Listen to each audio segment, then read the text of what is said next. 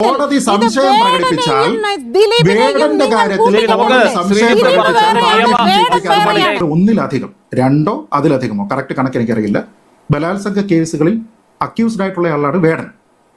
ഈ വേടൻ ഇത്തവണ സംസ്ഥാന ചലച്ചിത്ര അക്കാദമി ചലച്ചിത്ര പുരസ്കാരം കൊടുത്തു. ഏറ്റവും മികച്ച ഗാനരചയിതാവിനുള്ള പുരസ്കാരം കൊടുത്തു. അതിന്റെ അന്തിമ ജൂറിയിലെ അംഗമാണ് ഭാഗ്യലക്ഷ്മി ചേച്ചി.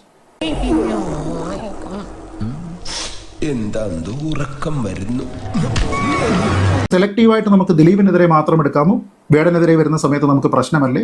ഭാഗ്യലക്ഷ്മി ചേച്ചി ഏതെങ്കിലും ഘട്ടത്തിൽ രാജി മുഴക്കിയതായിട്ടോ രാജി ഭീഷണി മുഴക്കിയതായിട്ടോ രാജിവെച്ചതായിട്ടോ ഞാൻ കണ്ടിട്ടില്ല.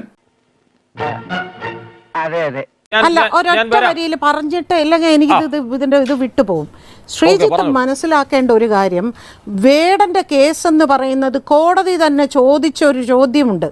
ഉഭയസമ്മത പ്രകാരം എന്ന് പറഞ്ഞ് കോടതി തന്നെ ഇതല്ല, ഇതൊരു കൊട്ടേഷനും ഒരു കാറിനകത്ത് വെച്ച് നടന്ന ബലാത്സംഗവുമാണ്. അതും ഇതുകൂടെ കോടതി വെറുതെ വിട്ടില്ലേ ഭാഗ്യലക്ഷ്മി ചേച്ചി? അപ്പൊ ദിലീപിനെ കോടതി വെറുതെ വിട്ട് കഴിഞ്ഞിട്ടുമല്ലേ ഭാഗ്യലക്ഷ്മി ചേച്ചി?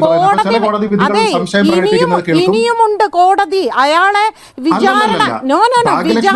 വാദം നമ്മൾ മുഖവിലേക്ക് എടുത്താലുള്ള പ്രശ്നം വേടന്റെ കേസിൽ കോടതിയുടെ ചോദ്യം ചെയ്യലിനെ ഭാഗ്യലക്ഷ്മി ചേച്ചി എടുക്കും. ശ്രീജിത്ത് ഒരു പ്രസ്ഥാനത്തിന്റെ ഭാഗമായി നിന്ന് ഇത് സംസാരിക്കരുത്. ഭാഗ്യലക്ഷ്മി ചേച്ചി ഇരട്ടത്താപ്പാട് ഭാഗ്യലക്ഷ്മി ചേച്ചി. കോടതി സംശയം പ്രകടിപ്പിച്ചാൽ വേടന്റെ കാര്യത്തിൽ സംശയം പ്രകടിപ്പിച്ചാൽ